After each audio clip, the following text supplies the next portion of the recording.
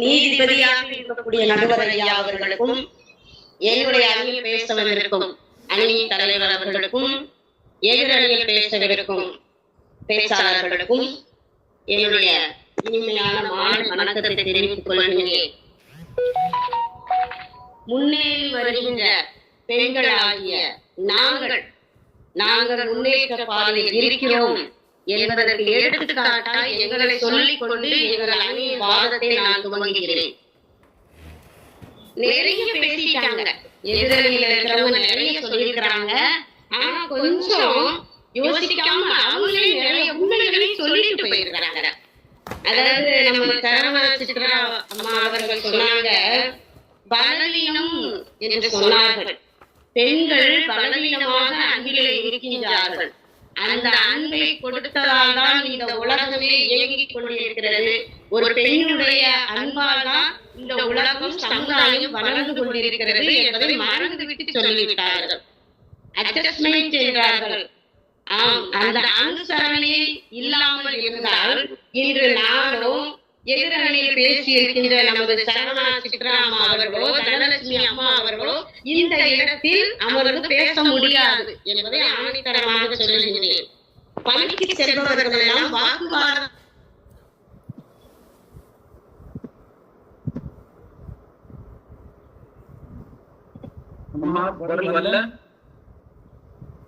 கேக்குதாங்க?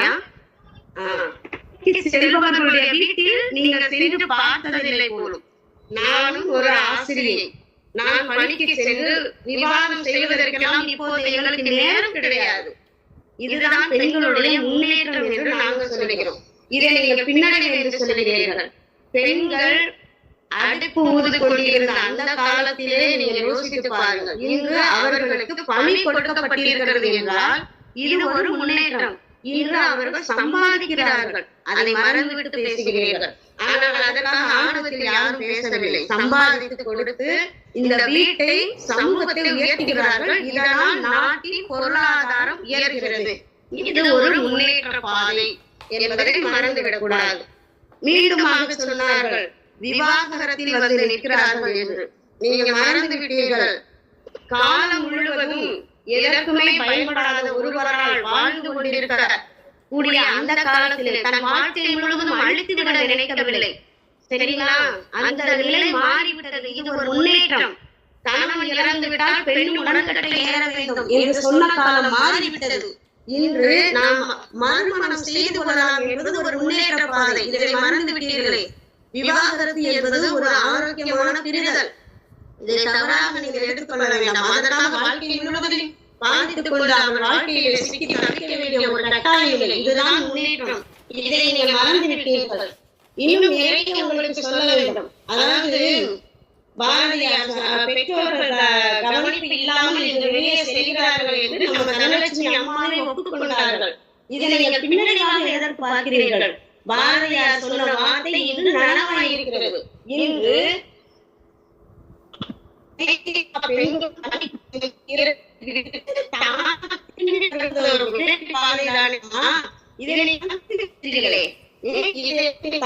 சொல்லலாம். ஆடை குறைப்பு ஆடை குறைப்பு என்று சொல்லுகிறீர்கள். முழுவதுமாக எங்கே இருக்கிறது ஆடை குறைப்பு? சேலை அணிவது இல்லையா? சுடிதார் அணிவது இல்லையா? முழுவதுமாக மழை சுடிதார் அணிந்து நாகரிகத்துடன் செல்கிறார்கள். இதை மறந்துவிட்டு சொல்லக்கூடாது. இது ஒரு முன்னேற்ற பாதை. அதைத்தான் நாங்கள் முன்னேற்றம் சொல்றோம். நம்முடைய பார்வையில் இருக்கின்றது. அடுப்பூதும் பெண்களிலே கைகளில் ஊதுகுழல் இருந்தது. இன்றைய காலத்தில் எழுதுகோள் இருக்கின்றது என்று நீங்களே ஒத்துக்கொள்கிறீர்கள். இதைத்தான் நான் முன்னேற்றம் என்று சொல்லுகிறேன். இந்த முன்னேற்ற பாதையில் சென்று கொண்டிருக்கக்கூடிய பெண்களின் பட்டியல் ஏராளம் ஏராளம். அவற்றில் ஒன்று இரண்டு பேரை மட்டும் நான் சொல்லுகிறேன். சாதாரண கணினி பொறியாளராக தன் வாழ்க்கையை துவங்கி இன்போசிஸ் நிறுவன தலைவியாக உயர்ந்திருக்கின்றார் திருமதி சுதா நாராயணமூர்த்தி அவர்கள்.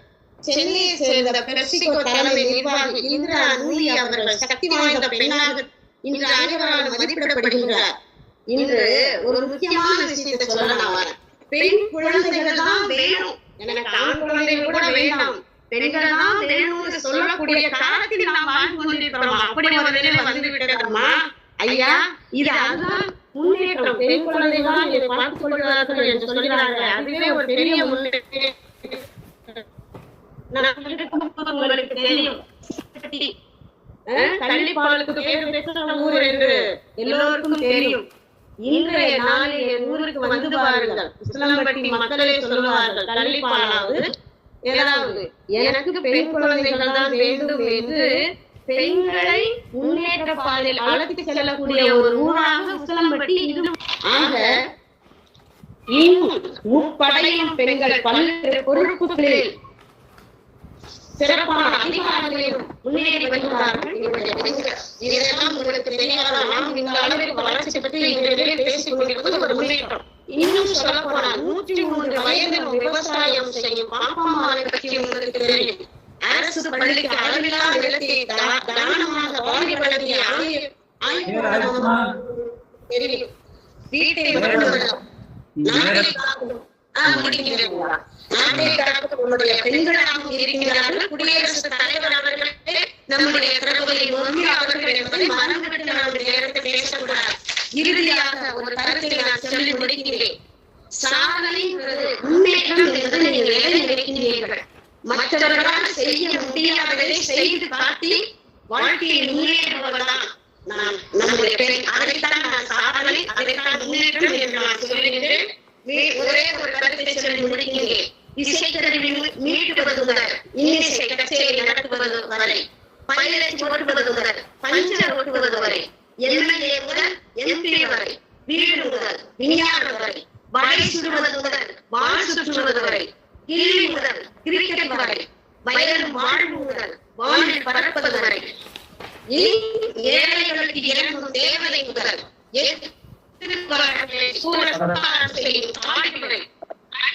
அடிமட்டம் முதல் மேல்மட்டம் வரை விரலை வெட்டுவோம், தீனையும் வாசிப்போம், நெல்லை மறுப்போம், நேர்த்தியாரை ஆணையும் நினைப்போம், களை எடுப்போம், நாங்கள் கல்வியும் செய்வோம், கூறி பெண்களே வருகிறார்கள். நீதிபதியாளர்களே கூறி நல்லதொரு வாக்கிற்கு நன்றி கூறி விடைபெறுகிறேன். நன்றி ஐயா.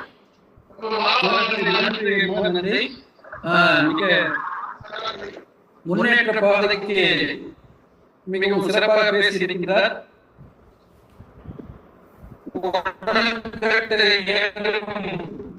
வழக்கம் இன்று மாறிவிட்டது.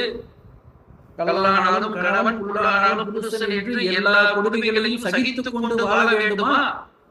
அப்படிப்பட்ட வாழ்வை அழித்துக் கொள்ள வேண்டுமா? இது பெண்கள் விவாகரத்து என்ற உரிமையை பயன்படுத்துவதன் மூலமாக வாழ்க்கையை பாதுகாத்துக் கொள்கிறார்கள் என்று பெண்களுக்கான முன்னேற்றம் என்ற கருத்தை முன்வைத்திருக்கிறார்.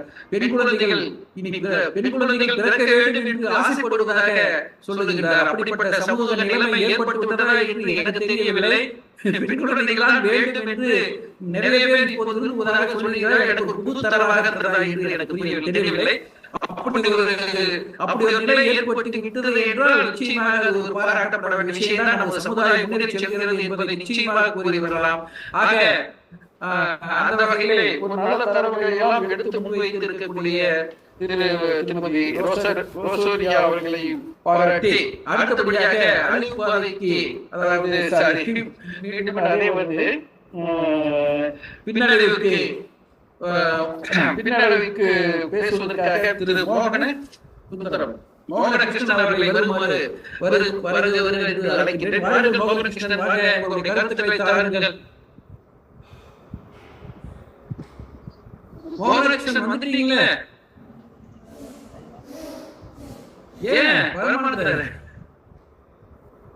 மோகனகிருஷ்ணன் இருக்கீங்களா?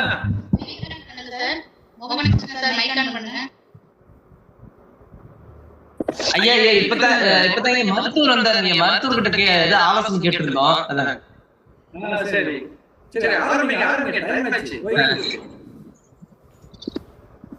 கூட்டத்தில் பட்டிமன்ற கூட்டத்தில் வந்திருக்கும் அனைத்து அனுபவம் மிக்க பேச்சாளர்கள் அனைவருக்கும் எனது இதயம் கனிந்த வணக்கங்களை தெரிவித்துக் கொண்டு எனது உரையை நான் தொடங்குகிறேன். இன்றைய தலைப்பு பெண்களின் சுதந்திரம் முன்னேற்றமா பின்னடைவா என்ற தலைப்பு. இதுல வந்து பின்னடைவுன்னு சொல்லலாம். முன்னேற்றங்கள் எவ்வளவோ இருக்கு, ஆனா பின்னடைவுங்கிறது அதுக்கு சாட்சியது இல்ல. ஏகப்பட்ட சுதந்திரங்கிற பேர்ல அவங்க ஒரு சில தப்புகளும் அவங்களும் பண்றாங்க.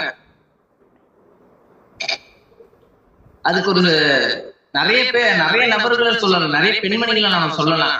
ஆனா எல்லாரையும் சொல்லிட்டு போனா நான் எனக்கு கொடுத்த அவகாசம் 5 நிமிடம், அது 50 நிமிடம் மாறுறதுக்கு வாய்ப்பு இருக்கு.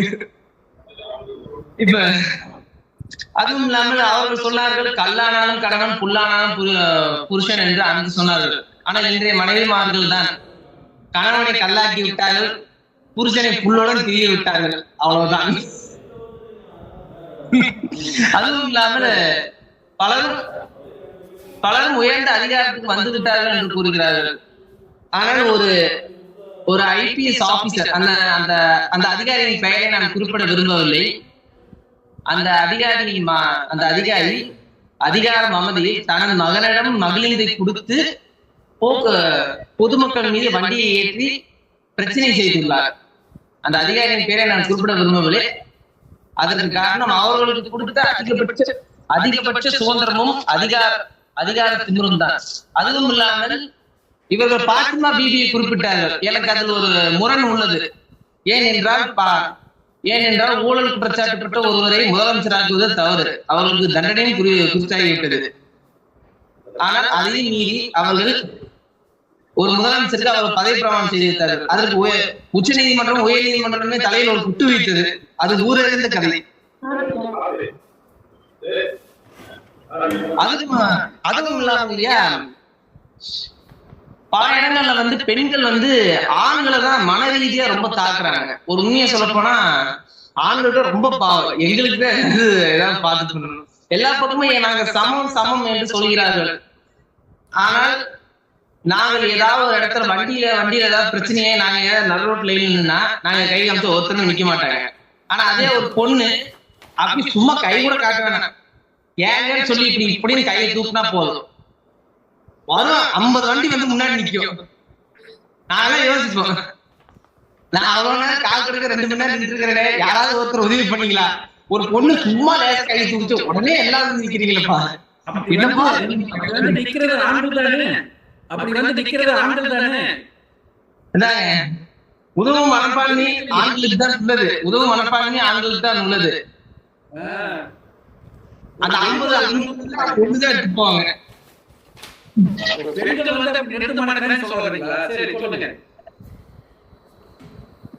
அதுவும் இல்லாமல் அதே போல ஒரு சில பெண்கள் வந்து தங்களுக்கான சுதந்திரங்களை பல இடங்களில் தவறாக பயன்படுத்தி உள்ளார்கள். அது நிறைய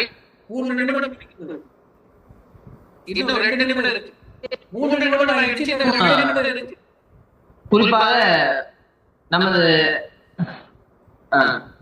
அண்டை மாநில கேரளத்தில் ஒரு மருமகள் தனது குடும்பத்தை சேர்ந்த அனைவருக்குமே தனக்கு அதீத சுதந்திரம் வேண்டி அனைவருக்குமே சைனைடு வைத்து கொண்டுள்ளார்.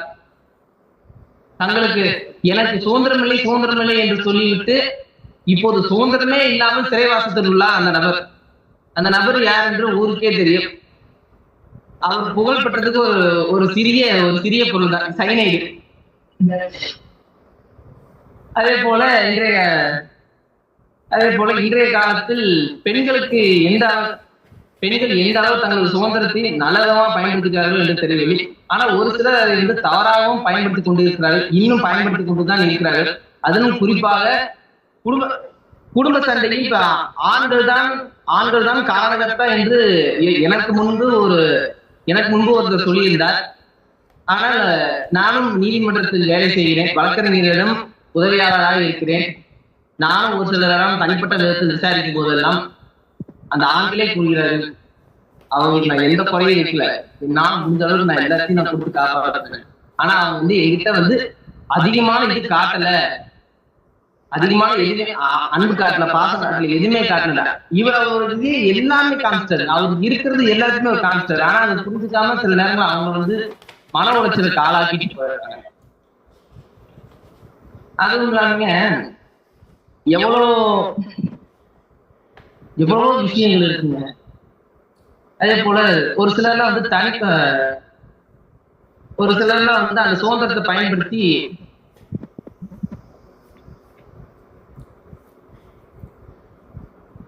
ஒரு சில நேரங்கள்ல எல்லாருக்குமே எல்லா பெண்களுமே மோசம் சொல்ல முடியாது, நல்லவங்களும் இருக்கிறாங்க. ஆனா அந்த சுதந்திரத்தை தப்பா பயன்படுத்தி எத்தனையோ பேர் தனக்கு வேண்டியதை சாதிக்கணும்னு நினைச்சு எத்தனையோ பேர் பிரச்சனை பண்ணிருக்காங்க. அதுக்கு ஒரு சிறந்த உதாரணம் ஜப்பான்ல ஒரு பெண்மணியும் அவங்களுடைய குழந்தையோட வீச தாங்கணும்னு அந்த குழந்தைய அவங்க கொன்னுட்டாங்க, விஷ ஊசி போட்டு கொன்னுட்டாங்க. இந்த மாதிரி ஏகப்பட்ட பிரச்சனை. அதுவும் இல்லாம இப்ப தேவையில்லாம நிறைய பேர் மேல வீண் பழி போட்டுடுறாங்க. எனக்கு நல்ல சுதந்திரம் இருக்கு, நான் எல்லாருக்கும் சமந்தான் அப்படின்னு சொல்லிட்டு அதை தப்பா பயன்படுத்தி நிறைய அப்பாவிகளையும் வந்து குற்றவாளிகள் ஆக்கிடுறாங்க. அது ரொம்ப கஷ்டமான ஒரு விஷயமா இருக்குங்க. இதோட நான் கருத்தை கொடுத்துக் கொள்கிறேன். நல்ல வாய்ப்புகள் நன்றி கொடுத்த அனைவருக்கும் எனது நெஞ்சார்ந்த நன்றி. நல்லது. பல எடுத்துக்காட்டுகளை கூறியுள்ளார். ஆனால் அவரே சொல்லி இருக்கிறார், எல்லா பெண்களும் மோசம் என்று சொல்லவில்லை என்று சொல்லிவிட்டார். ஆக மோசமான சம்பவங்கள் சில நடக்கின்றன. அதையே நாம் கொண்டு எல்லாரும் அப்படித்தான் என்று ஒரு முடிவு வர முடியாதல்லவா? சரி, மேற்கொண்டு இந்த 2